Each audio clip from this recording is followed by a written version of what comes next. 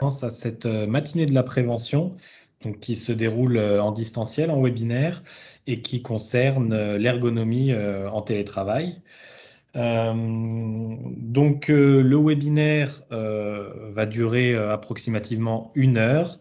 Il va comprendre une partie questions-réponses à la fin, hein. Vous allez pouvoir me poser toutes les questions que vous souhaitez par rapport à la thématique du jour afin que je puisse y répondre. Pour interagir, vous avez normalement quelque part une bulle où vous pouvez cliquer afin d'accéder au chat, ce qui vous permettra bien, de me poser vos questions. Alors, vous pouvez les poser en cours de webinaire, mais également à la fin, et j'essaierai d'y répondre. Euh,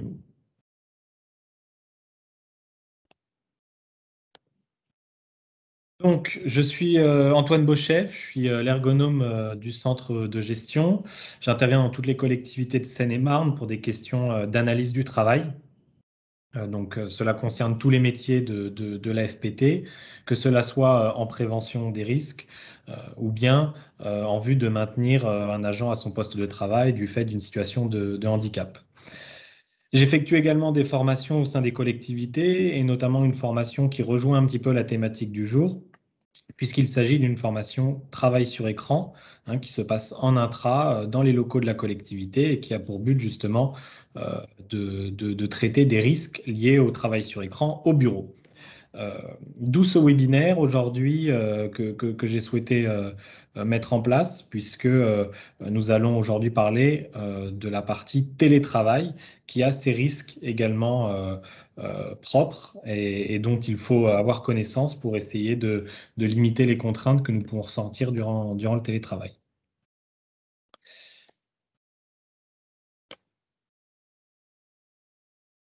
Alors, les matinées de la prévention, c'est un type d'événement, hein, qui a été lancé il y a maintenant 1 an et demi, qui a vraiment vocation à échanger avec les collectivités autour de différentes questions concernant la santé, la sécurité au travail, l'amélioration des conditions de travail également. Bien que ce soit en webinaire, hein, aujourd'hui, on va pouvoir quand même échanger ensemble avec vous, agents de collectivité qui effectuent du télétravail. L'intérêt, ça va être au cours de cette présentation d'appréhender un petit peu les risques professionnels qui sont présents durant le télétravail. Euh, Quels sont-ils? Comment les comprendre et quels impacts ils peuvent avoir sur notre santé? Et bien sûr, c'est tout l'objectif également, c'est d'identifier comment on peut mettre en place des moyens de prévention concernant ce risque et donc à son domicile, euh, puisqu'on est dans le cadre du télétravail. En guise d'introduction, je vais vous présenter très brièvement quelques statistiques qui nous montrent toute l'importance que prend le télétravail, puisque en 2013, dans la fonction publique territoriale, nous avions 0,1% d'agents effectuant du télétravail ponctuellement.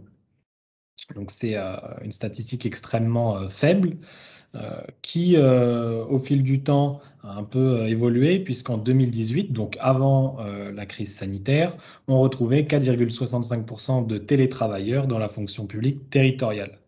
Donc déjà une évolution. Aujourd'hui, on n'a pas réellement de statistiques propres à la FPT, mais ce qu'on sait, c'est qu'on a à peu près 26% des actifs en 2021 qui effectuent du télétravail ponctuel ou régulier. Donc on peut s'attendre à ce que dans la fonction publique territoriale, il y ait aussi une évolution en ce sens. D'ailleurs, je suis sûr que parmi vous, certains effectuent du télétravail suite à la crise sanitaire que nous traversons. Alors, cependant, il y a bien une distinction à faire entre le télétravail en période Covid-19, donc sous-entendu en période de confinement notamment, et le télétravail que je qualifie moi d'habituel, de pérenne, d'encadré. Le télétravail Covid-19, c'est celui que nous avons connu notamment pendant le premier confinement, un télétravail relativement subi, moyennement organisé, parfois organisé dans la précipitation, selon les collectivités. Certaines avaient déjà des outils, d'autres pas du tout. Et puis un télétravail en confinement, donc avec potentiellement la famille au domicile, donc les enfants ou d'autres personnes à charge, et donc des contraintes très importantes liées à ce contexte. Le télétravail qualifié d'habituel, lui, eh bien, il supprime certaines de ces contraintes théoriquement, puisque c'est un télétravail qui va être organisé, préparé et encadré. Et c'est de ce télétravail-là dont on va parler aujourd'hui. Hein. L'objectif, c'est de voir comment, sur du télétravail qui dure dans le temps, avec un certain nombre de jours par semaine, par mois ou par année, eh bien, comment on peut comprendre les risques associés à ce mode d'organisation et comment les prévenir. Alors, quelques points clés justement par rapport à ce type de télétravail. Le télétravail, du coup, peut être programmé sur des jours fixes au cours de la semaine ou du mois, ou bien ça peut être un volume de jours flottants qui vont être accordés par semaine, par mois ou par année et dont on aura une certaine liberté pour en fixer les dates. La limite va être de 3 jours par semaine, ce qui est déjà conséquent. Euh, Et également, j'ai parlé tout à l'heure du domicile. Alors oui, très généralement, le télétravail va être effectué au domicile de l'agent, mais il y a cette possibilité qui existe de l'effectuer dans un télécentre, hein, donc un espace de coworking, ou dans un autre lieu privé, si il est bien spécifié à l'employeur.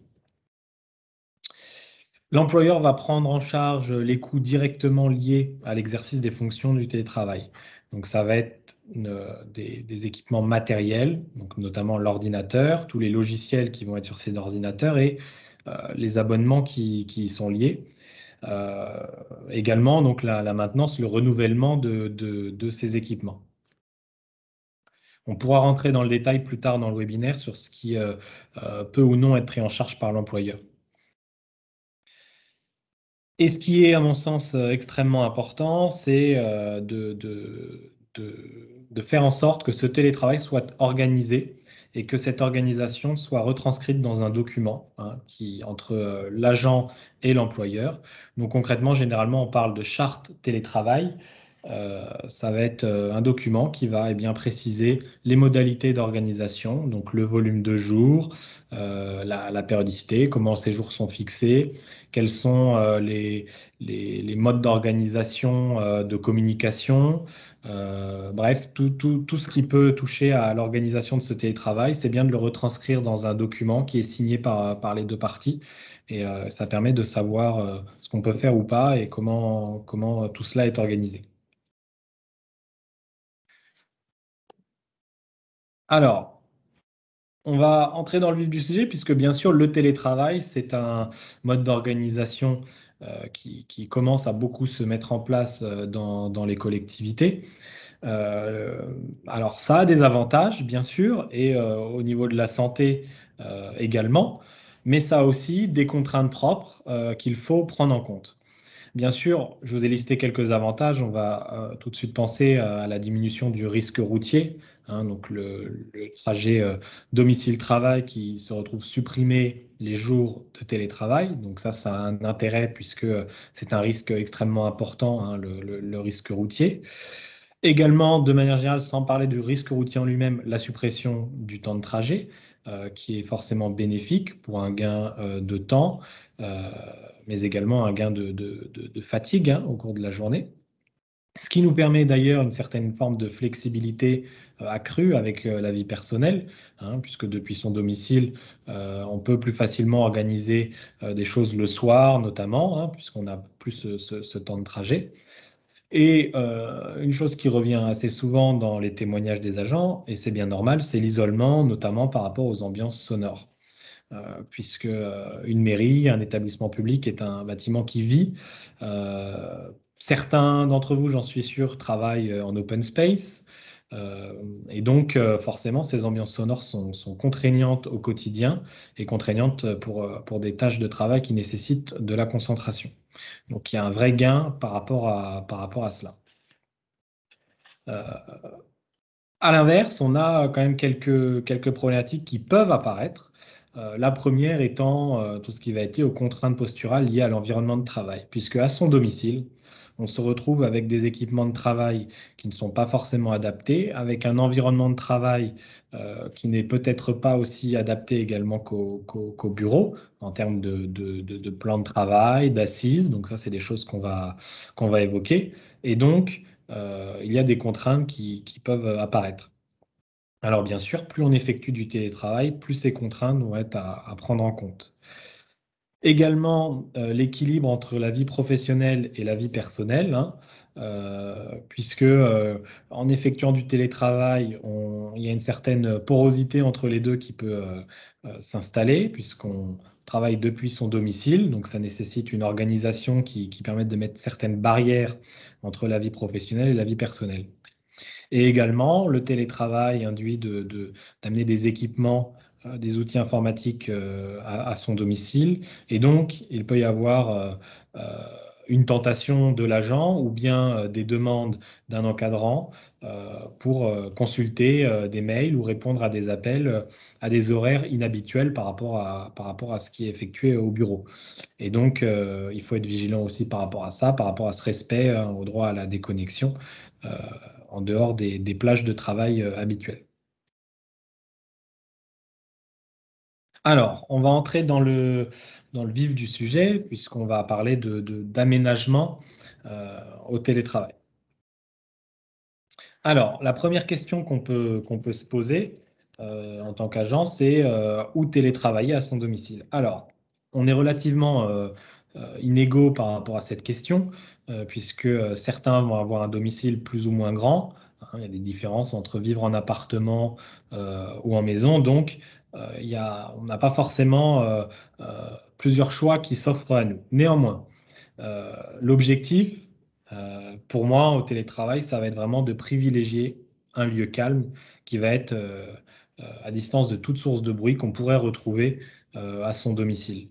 Puisque un des intérêts premiers du télétravail qui est souligné par les agents qui en font, c'est d'être au calme et de pouvoir se concentrer sur des dossiers, des tâches sollicitantes. Donc l'idée, c'est de bien conscientiser cela et de s'installer à son domicile à un endroit relativement calme.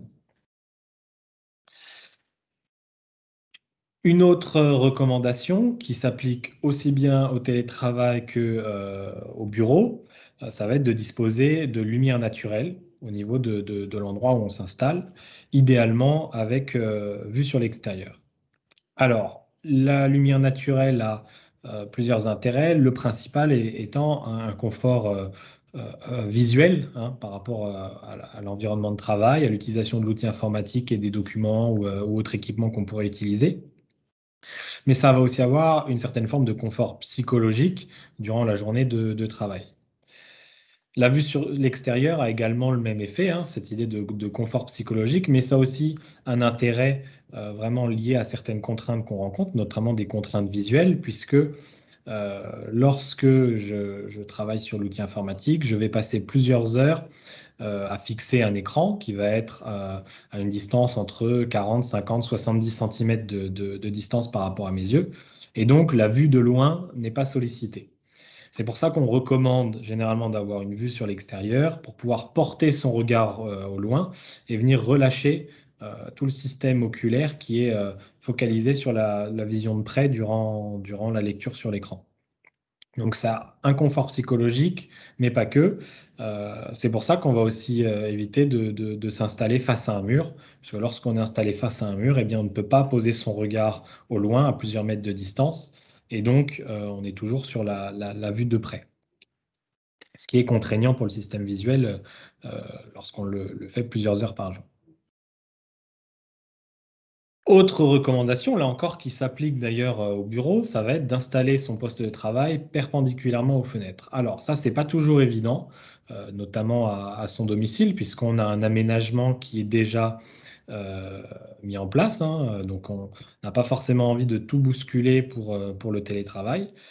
Donc cette préconisation, elle va surtout être importante si, par rapport à votre installation, la course du soleil vient soit vous éblouir, ce qui est relativement gênant, soit faire apparaître des reflets sur votre écran, ce qui est également gênant. On s'en rend pas forcément immédiatement compte, mais c'est une contrainte qui va être importante pour le système visuel, hein, qui va entraîner des gênes. Donc, si on peut le faire, c'est mieux. Si on est gêné par le soleil, c'est important de le faire. Après, selon bien sûr votre aménagement intérieur, il reste toujours la possibilité d'utiliser des volets ou des rideaux pour venir amoindrir cette contrainte. Mais voilà, pour ceux qui le peuvent, en tout cas, par rapport à leur domicile, c'est mettre en place ces recommandations, c'est ce qui est le plus adapté. Alors, autre question très importante, ça va être de se demander sur quoi on va télétravailler, au sens sur quel équipement. L'idéal étant bien sûr une surface plane à une hauteur qui se rapproche d'un bureau classique. Euh, Votre bureau sur votre lieu de travail habituel est à une hauteur d'environ 70 à 74 cm.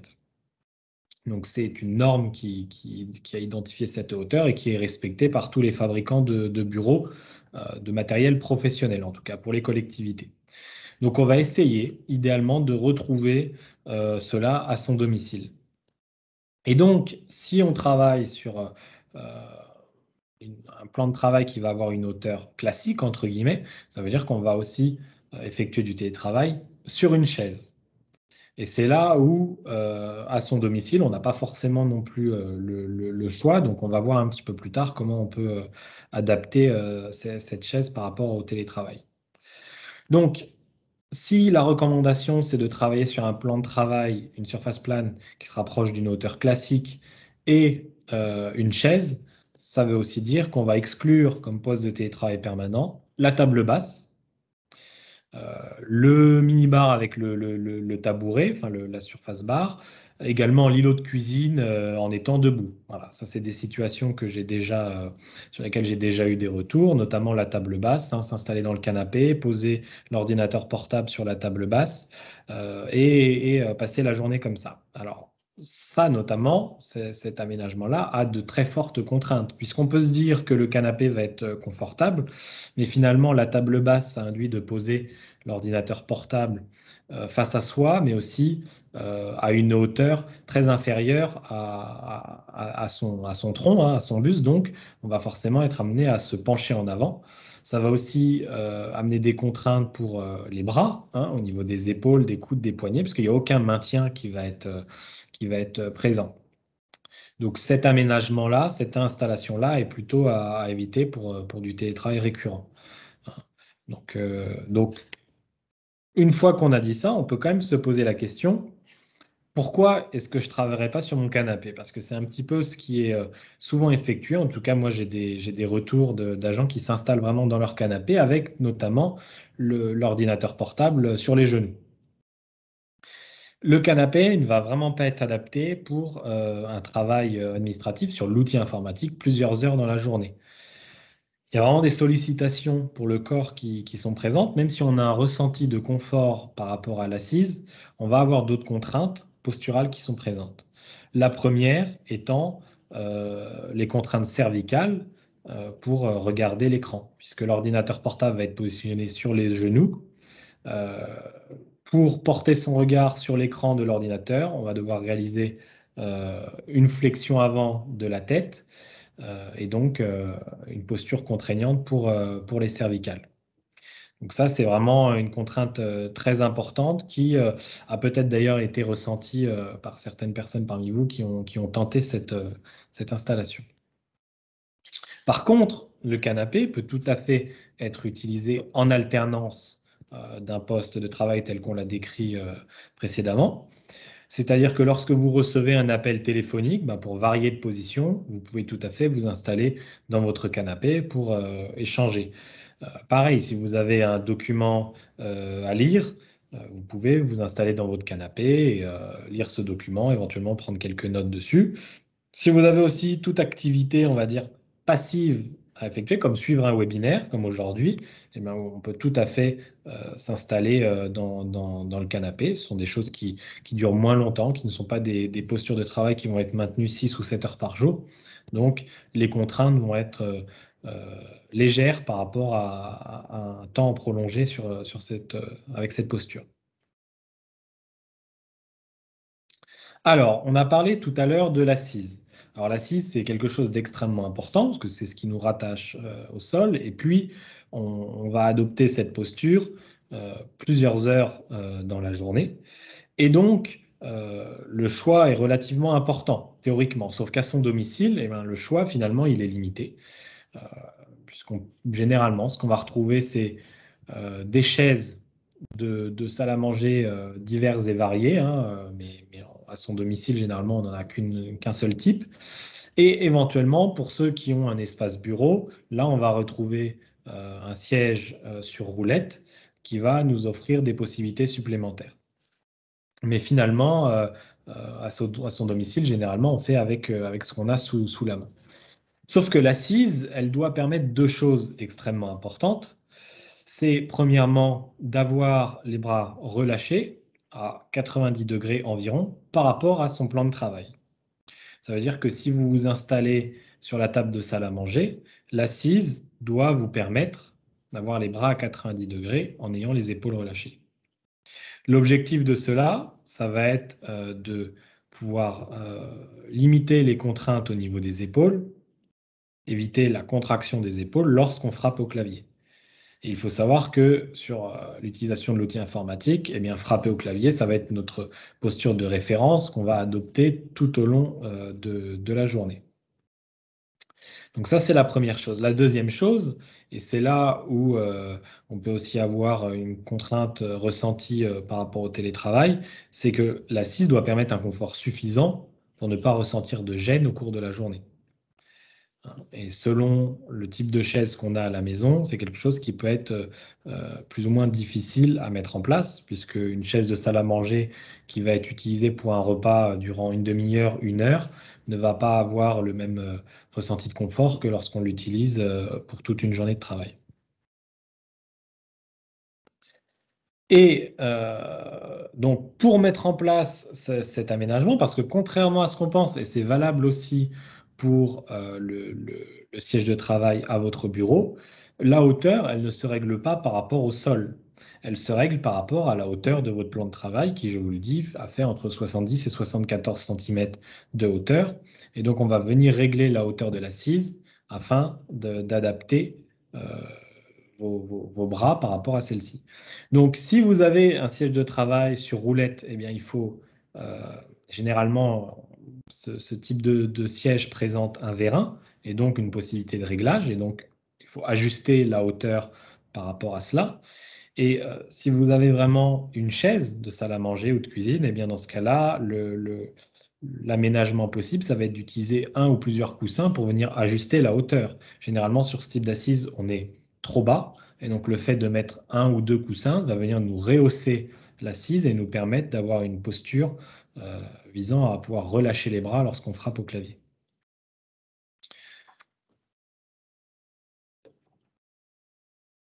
Alors, avec quels équipements est-ce qu'on effectue du télétravail?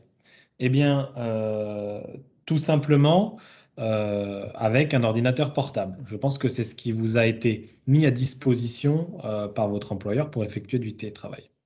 Alors, vous avez la possibilité d'utiliser votre outil informatique personnel, mais votre employeur ne peut pas vous y obliger, hein. Il y a forcément la mise à disposition d'un ordinateur portable qui peut être mis en place.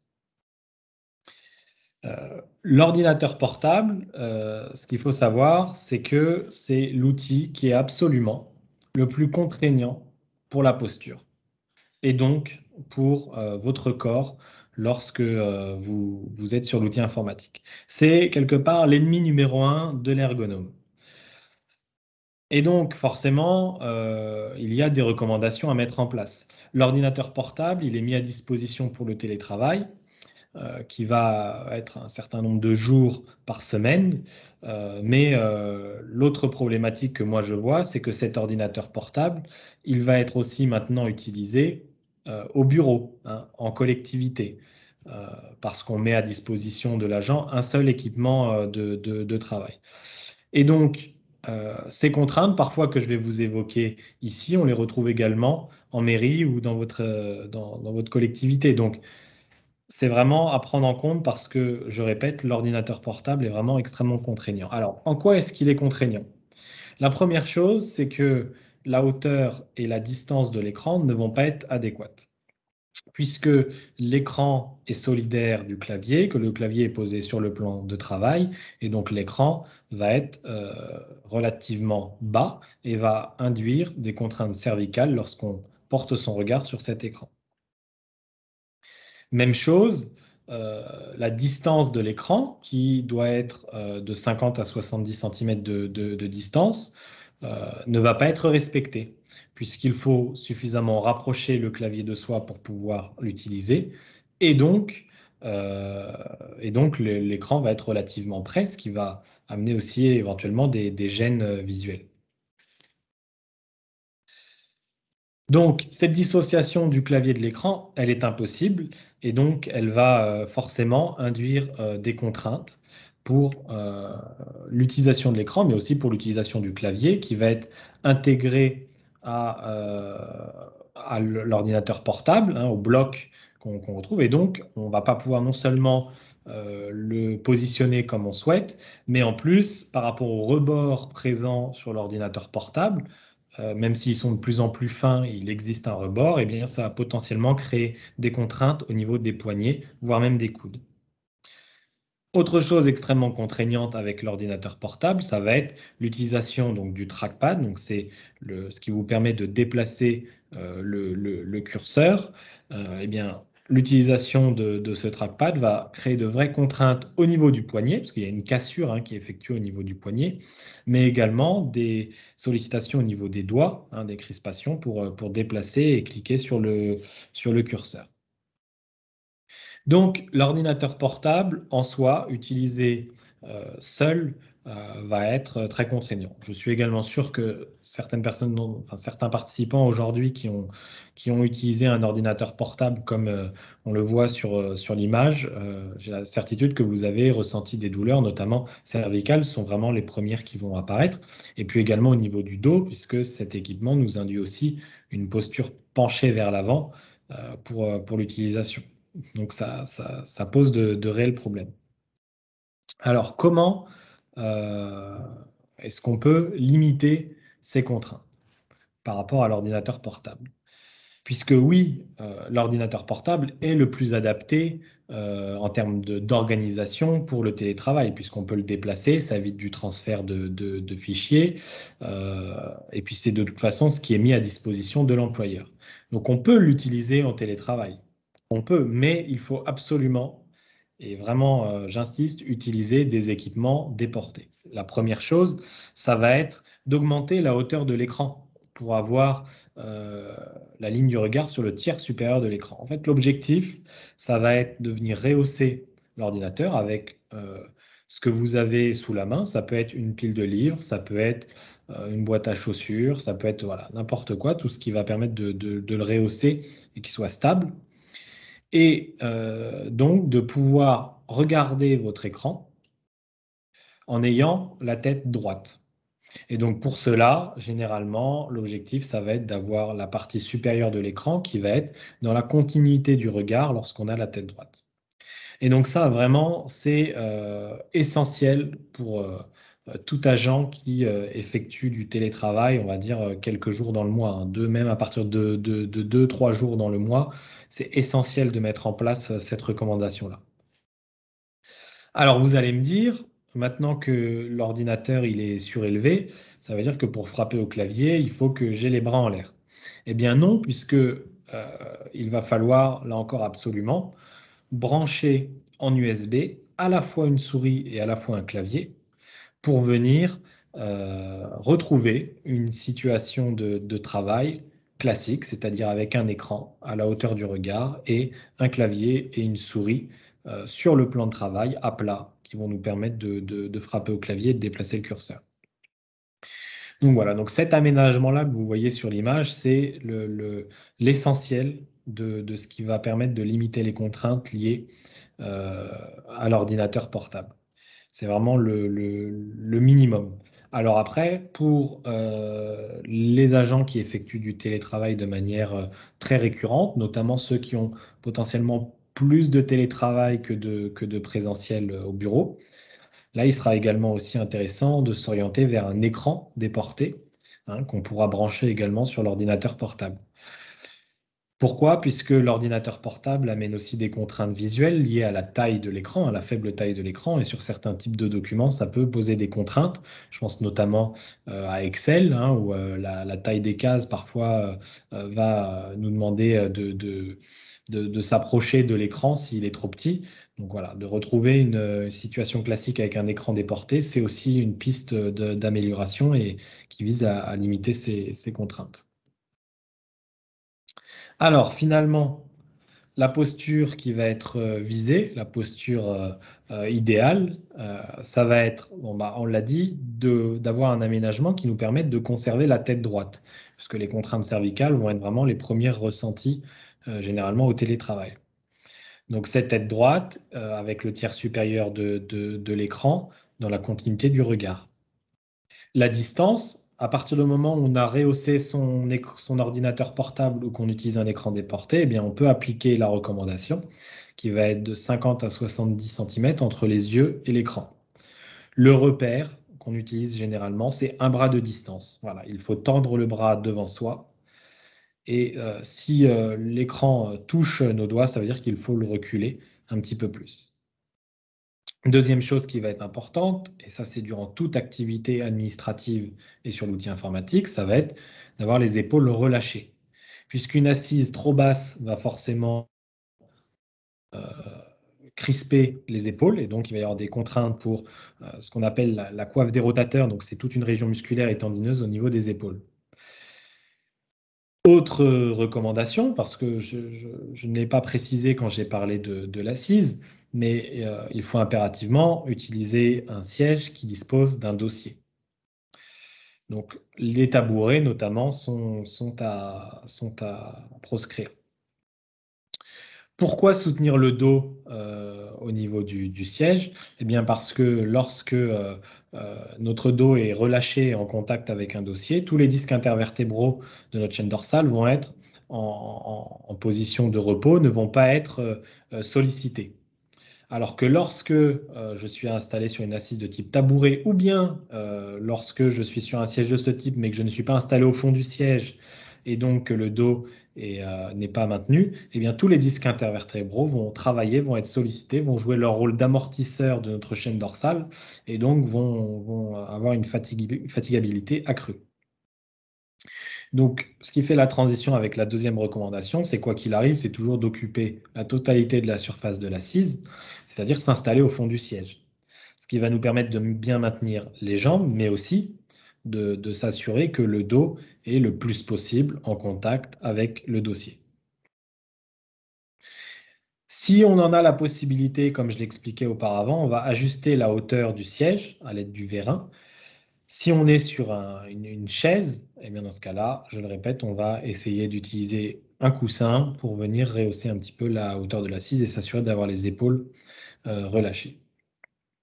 Alors, il y a un cas particulier que je vais évoquer, je vais revenir sur l'écran, c'est que je vous évoquais que l'écran doit être dans la continuité du regard, tête droite. Tout cela, ça s'applique pour tous les agents, sauf ceux qui portent des verres progressifs et qui utilisent la vision de près dans le bas des verres. Pour une question de contrainte cervicale, lorsqu'on porte des verres progressifs, on va plutôt essayer de régler l'écran le plus bas possible pour éviter d'avoir une extension au niveau des cervicales. C'est quelque chose qui est typique des personnes qui portent des verres progressifs, c'est d'avoir une extension des cervicales pour aligner le regard avec le bas des lunettes et avec l'écran. Et donc plus l'écran est haut, plus l'extension des cervicales va être importante.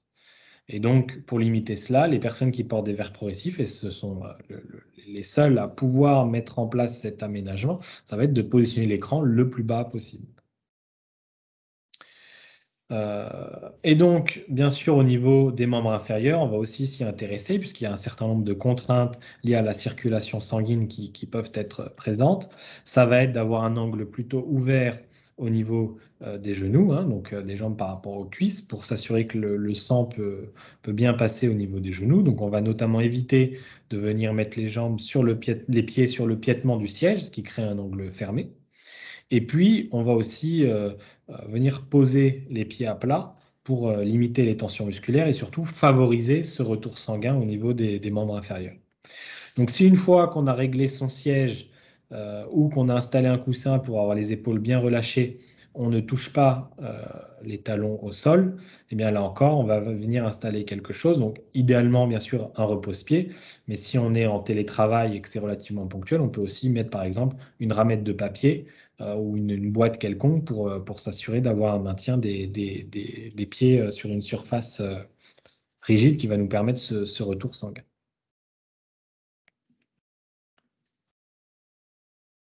Alors, le téléphone, puisque bien sûr, être en télétravail induit aussi de continuer à communiquer, que ce soit avec des collègues ou des administrés de votre collectivité. Le téléphone, là encore, comme au bureau, il y a certaines contraintes qui sont présentes et celles-ci, elles vont être valables notamment lorsqu'on doit utiliser le téléphone en parallèle de l'outil informatique. Ça veut dire utiliser ses mains pendant qu'on téléphone. La posture typique qu'on retrouve, ça va être de coincer le téléphone entre l'épaule et l'oreille, ce qui nécessite une flexion de la tête sur le côté et un maintien en force du téléphone entre l'épaule et la tête. Donc, une posture contraignante avec une force qui est exercée, ce qui décuple l'aspect péjoratif de cette posture. Et donc, on va absolument éviter cette pratique. Ce qui peut être mis en place en cas de conversation qui dure ou quand on doit utiliser ses mains, notamment pour frapper au clavier, eh bien, ça va être d'utiliser un kit main libre, si on peut, ou bien, puisqu'on est à son domicile et qu'on est seul et donc on peut nous-mêmes faire du bruit, ça va être d'utiliser le mode haut-parleur pour pouvoir libérer ses mains, frapper au clavier, faire des recherches dans les dossiers et donc ainsi voilà, limiter les contraintes au niveau cervical. Quand on utilise des documents papier, la recommandation, elle va être également de prioriser de les positionner entre le clavier et l'écran. Donc, à partir du moment où on a installé un clavier et une souris en USB et qu'on a un petit peu éloigné et rehaussé son ordinateur portable, normalement, on dispose de la place nécessaire pour venir positionner les documents papier à cet endroit.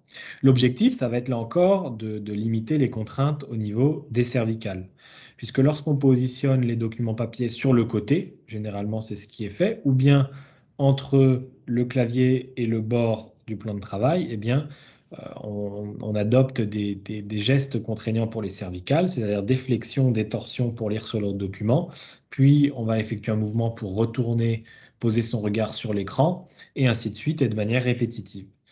Là où c'est le moins sollicitant pour les cervicales, c'est au plus proche de l'écran, juste devant lui, et donc ça permet de limiter certaines contraintes par rapport à cette posture. Alors, on a évoqué un petit peu quelques pistes d'aménagement. Je répondrai hein, aux questions posées en fin de webinaire.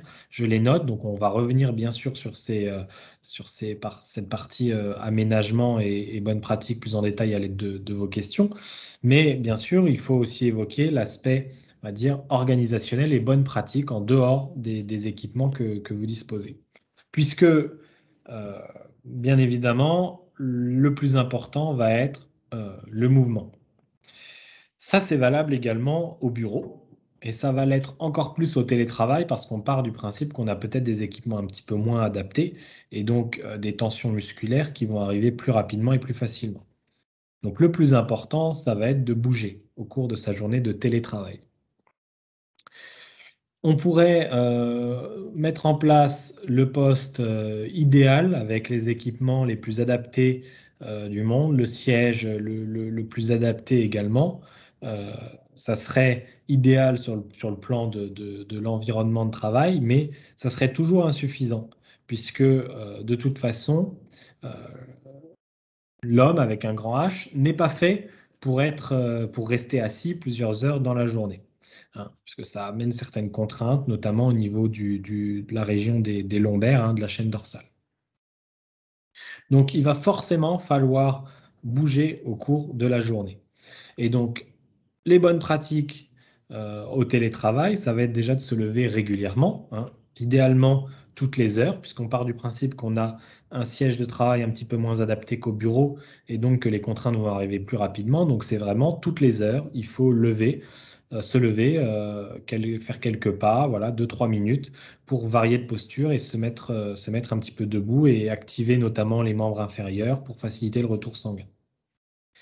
On va également potentiellement essayer de changer de posture de travail au cours de la journée. C'est-à-dire qu'on a une posture de référence habituelle qui va être idéalement sur un bureau, sur la table de la salle à manger, avec un siège ou une chaise avec une hauteur adaptée. Mais on va pouvoir changer au cours de la journée. C'est même recommandé. Comme je le disais, on peut profiter d'avoir un canapé pour potentiellement s'installer dessus quelques minutes par-ci par-là pour certaines tâches de travail. Mais on va, si on peut, éventuellement venir essayer de travailler un petit peu debout. Euh, Puisque j'évoquais que le bar avec les tabourets n'était pas adapté pour des tâches administratives toute la journée. Par contre, si la hauteur convient et qu'on se sent à l'aise, on peut tout à fait au cours de la journée venir positionner l'ordinateur portable sur le bar et travailler debout face à cet équipement pendant 20 minutes, une demi-heure, afin de pouvoir changer de posture par rapport à la station assise. Également, profiter, saisir toutes les occasions pour changer de posture. Je pense notamment aux appels téléphoniques.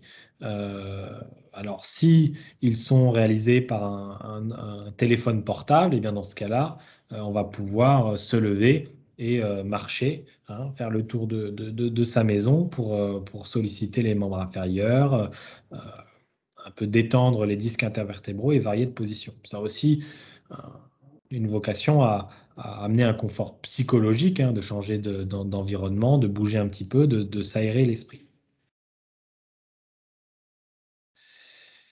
Il y a aussi la question du rythme de travail, puisque le télétravail va créer un mode d'organisation totalement différent de celui du bureau potentiellement, on est à son domicile, on n'est pas régi par des habitudes collectives qu'on peut retrouver au bureau. Et donc, on peut avoir la tentation aussi de ramener certaines contraintes dans son organisation de travail. Ce que je recommande généralement, ça va être de privilégier un rythme de travail avec des horaires fixes. C'est-à-dire qu'à partir du moment où on a un télétravail qui va être régulier, c'est bien psychologiquement de se donner des heures, voilà, des heures pour le matin, des heures pour la pause du midi, et puis des heures pour l'après-midi, et surtout se fixer une heure de fin de travail avant même de commencer.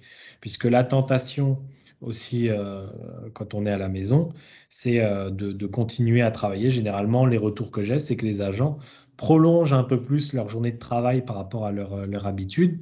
Et donc, c'est bien quand même de conserver des horaires fixes, réguliers et cohérents par rapport à une habitude de travail que vous pourriez avoir au bureau. Donc moi, ce que je recommande, c'est toujours de se fixer l'horaire de fin de journée avant même de commencer à travailler. Voilà, ça permet à cet horaire-là de couper vraiment tous les équipements, fermer la boîte mail, supprimer le renvoi téléphonique ou éteindre le téléphone. Et donc, on a vraiment une rupture entre le temps de travail et le temps de repos. Ce qui va être important aussi, pour plusieurs raisons, ça va être de conserver des temps de pause. Alors autant la pause du midi, on va peut-être potentiellement plus facilement la conserver, hein, puisqu'on a une pause méridienne pour un temps de repas. Par contre, les pauses qui ont tendance à sauter en télétravail, ça va être celle du matin, de l'après-midi, hein, c'est-à-dire 5 minutes de pause le matin, l'après-midi, pour faire un petit peu un break par rapport à ses tâches de travail. C'est très important de les faire pour un confort psychologique, premièrement. Deuxièmement, parce que c'est généralement lors de ces pauses qu'on va se lever, marcher un petit peu, et donc euh, ça va être bénéfique pour le corps durant la journée de travail. Et également, les pauses vont nous permettre de varier par rapport aux sollicitations psychologiques. Et donc, quand on va revenir sur ces tâches de travail, on va être d'autant plus concentré, hein, puisqu'on on ne peut pas rester focalisé sur une seule tâche de travail trop longtemps, ça fait diminuer la concentration. Et donc, le fait d'alterner un petit peu les temps va nous permettre lorsqu'on doit effectuer des tâches notamment sollicitantes cognitivement, et bien de vraiment d'être dédié à ça et d'avoir l'esprit libre pour se concentrer dessus. Donc les pauses ont forcément beaucoup de bénéfices. Je suis sûr que vous le savez. Il reste à y penser au télétravail et à conserver ces temps de pause.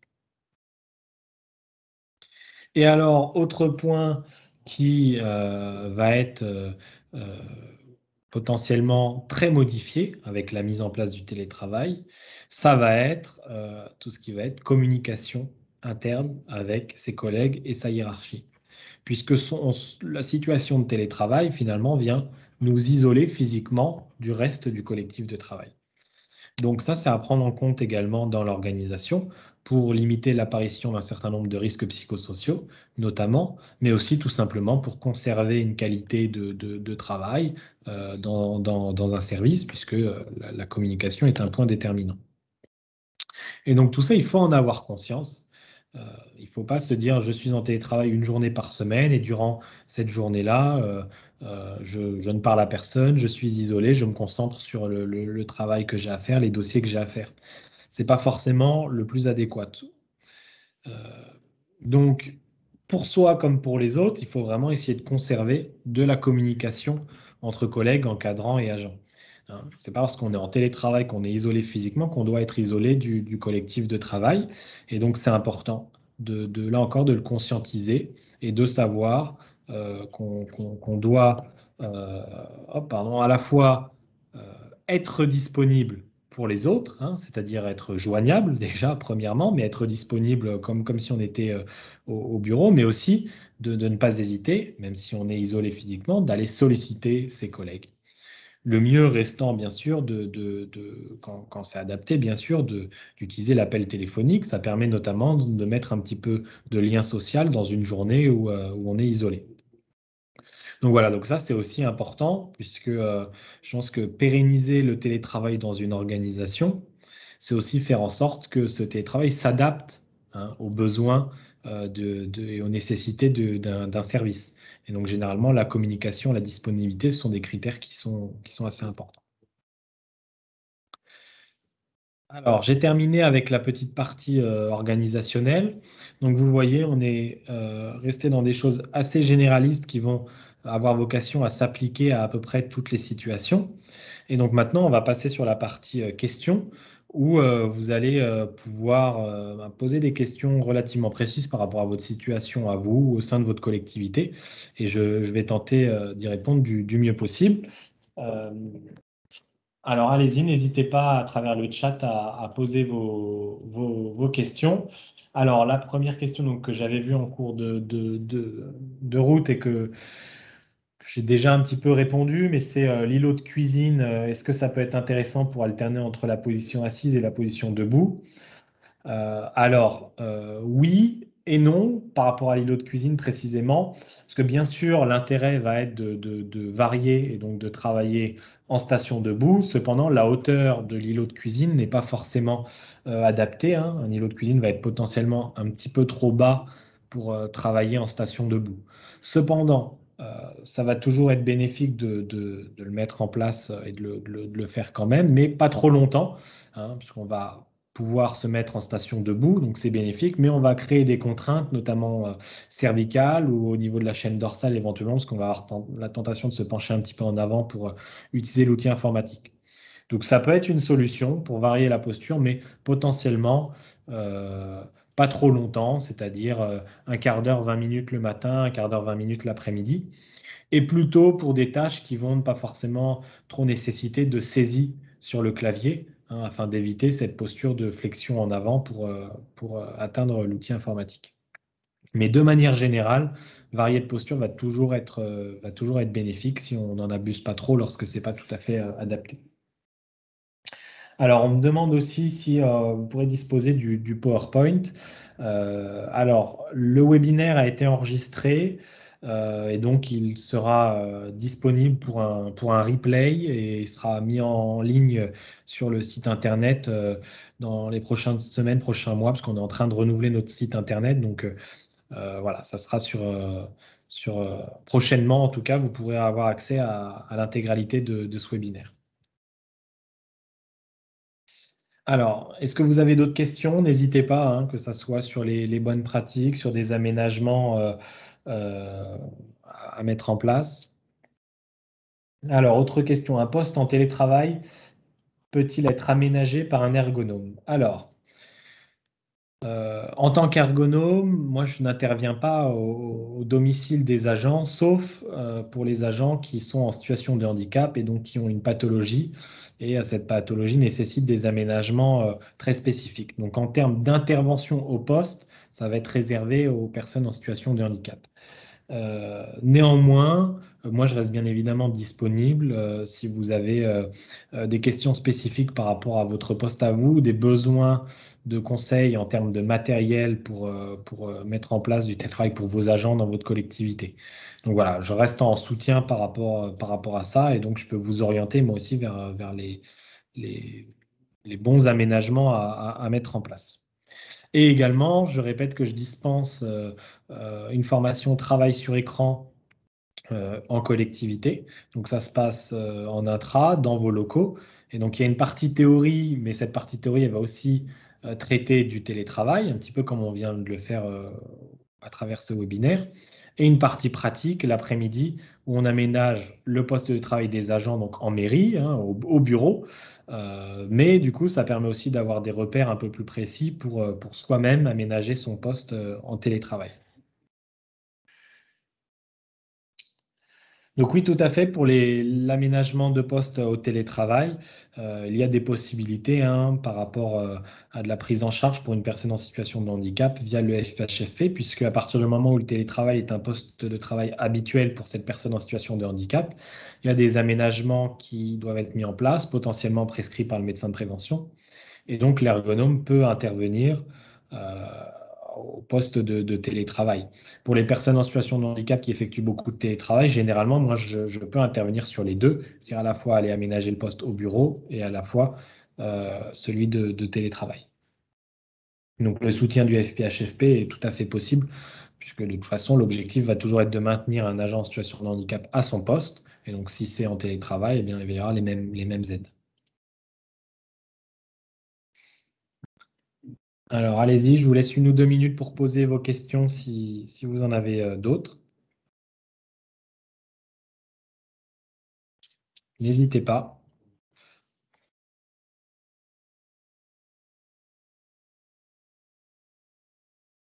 Alors, de toute façon, je reste joignable par mail ou par téléphone, hein, si vous avez des questions qui vous viennent plus tard. Et également, comme je disais, donc ce webinaire qui sera disponible en replay dans un certain temps. Donc, vous serez informé de ça si vous souhaitez le faire visionner à des collègues ou à des agents de votre collectivité.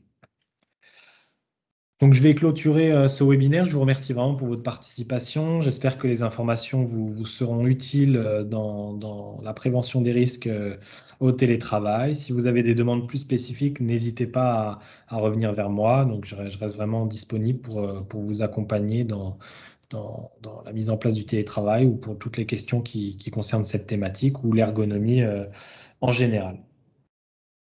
Donc, je vous remercie, je vous souhaite une bonne journée et à bientôt pour d'autres webinaires organisés par le centre de gestion.